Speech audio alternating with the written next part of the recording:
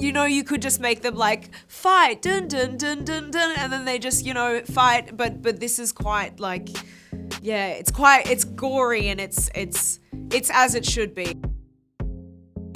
I'm interested to know, what was your experience with Mortal Kombat? Did you play the games? Did you see any of the previous films before landing this role? I hadn't watched the films before. I watched them. God, I watched them when I got cast. It was very long time ago. I should probably brush up. But I've never been a huge console gamer. I had played Mortal Kombat a few times with friends, but no, never a fanatic about it, never a fanatic.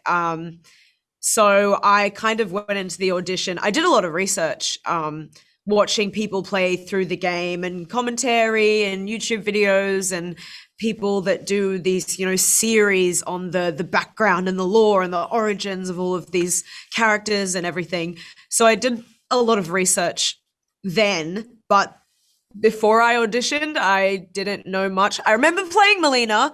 I do. In MK9 when she was wearing basically a pink swimsuit. Oh, it was about this color actually. Yeah, you're right on point. And I just thought, how inappropriate is this for battle attire? I don't mind seeing that kind of thing in a video game, but not when you're fighting, not when you're a warrior, ferocious sort of. So true. So true. Yeah. Maybe the best choice.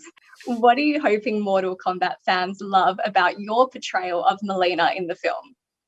Well, Simon wanted everything to be very dark, and very real and fantastical all at the same time, as opposed to being sort of a caricature of a video game character. He wanted it to be a lot more deep and sort of gritty and that kind of thing. So when we talked about my character, it was like, yeah, really get into it, get into her sort of frame of mind. And I think that's what the fans deserve.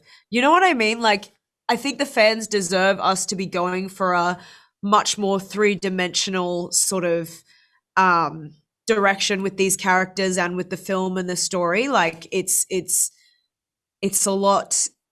You could just make them like fight, dun dun dun dun dun, and then they just fight. But this is quite like, yeah, it's gory, and it's as it should be. And I think that's what the fans needed. And I think they'll respect those choices. And I just tried to be as vicious as possible.